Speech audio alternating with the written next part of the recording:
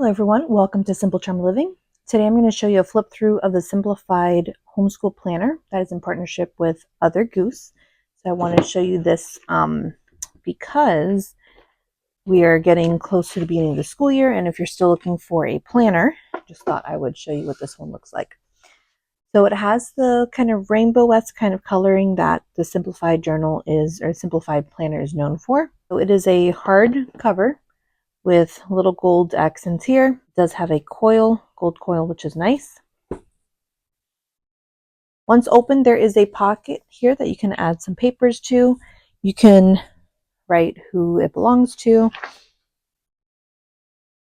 And then a note from Emily and a note from Erin, who is the founder and CEO of the Other Goose. The first page has the family mission statement, which is a great way to kind of set the tone for the year. So you can have your core values that are important to you, your mission statement that you can come up together as a family for homeschool, personal goals of what's expected for yourself, I guess, as a homeschool teacher to your children.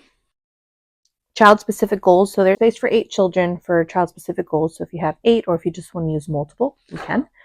Like use multiple pages per child. Looking back, what worked last year, what didn't work. Then looking forward, ideas for new routines, things I'd like to do. Again, these are just good reminders to kind of help you realize what it is that you are doing homeschool for, and to find new routines are going to help, especially when you have children of different ages.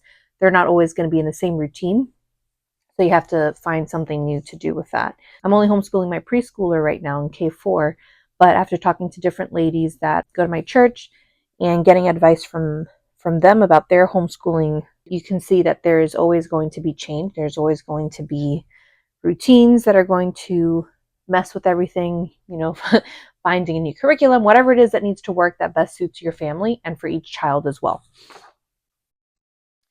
So then you have a space for a weekly routine, a daily routine, so morning, afternoon, important dates. So if you want to put birthdays or beginning of school, end of school, other fun things you can do there.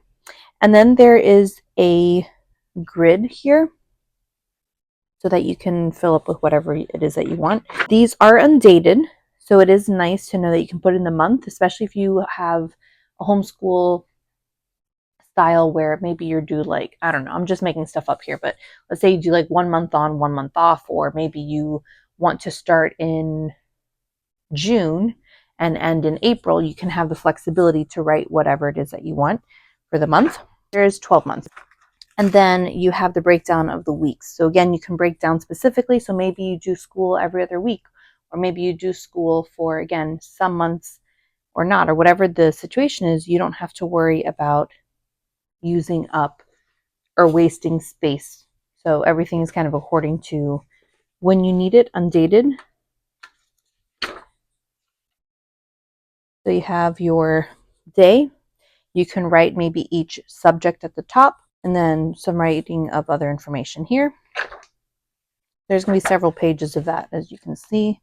And then the next tab here is books. So you have a reading log that you can write when you've read different books for your children. You can also write a books to read. You can still use it as a reading log too, though. So if you have avid readers, you can do that.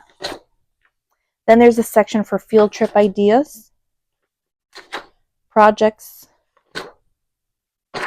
supplies that you may need for your projects, homeschool.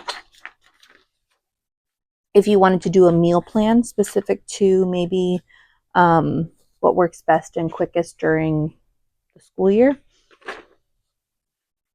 there's several pages of that meal plan. Or if you want to actually create a meal plan. And then at the very end are notes. So these notes are, to fill in whatever information that you may need.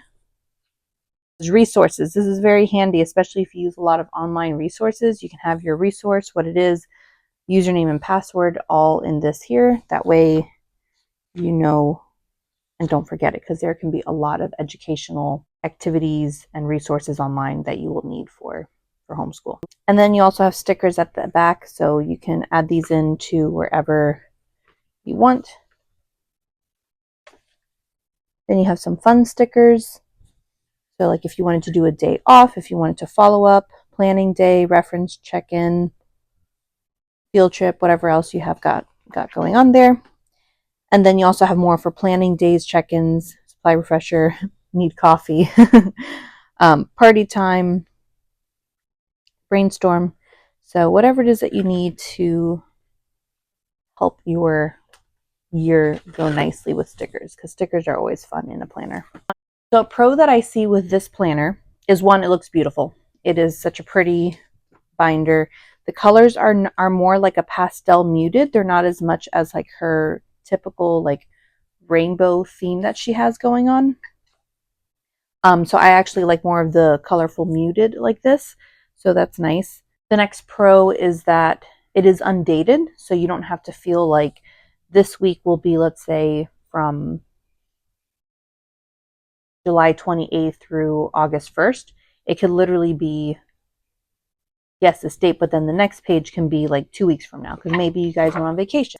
The only con that I see maybe with this, and I don't know, I've kind of noticed it by kind of thinking more through it. When I was a middle school teacher, the way that I would write my lesson plans, yes, we had lesson plans that we had to create, and that was like how you planned for what you were going to do. But my planner was used as a record of what we actually did. Let's take, for an example, science. And then I would have like by class period, so like period 1, 2, 3, and so forth. What I would do is I would write down everything that we did. So we read chapter 1, or maybe we covered this worksheet, or whatever it may be. So I would write that here, and then the next day and so forth. That's how we would kind of do that. And that's how I would keep track of what classes were ahead or behind, and how I would, kind of get them all ready for the unit test.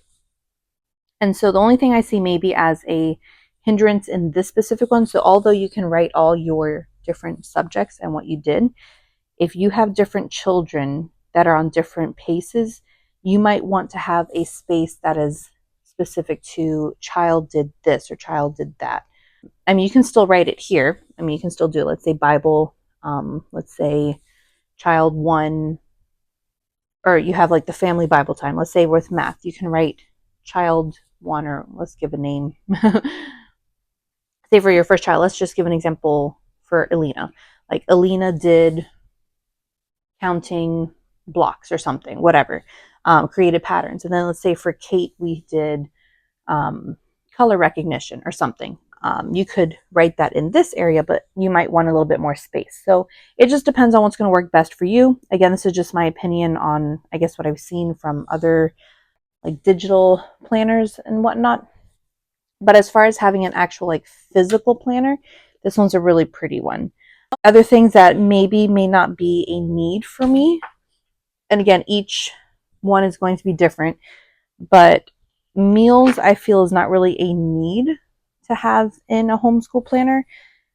Then again, I know there's other people that love to have kind of everything inclusive inside their planner, because they can kind of have a one-stop shop instead of having multiple planners. So that's nice in a way.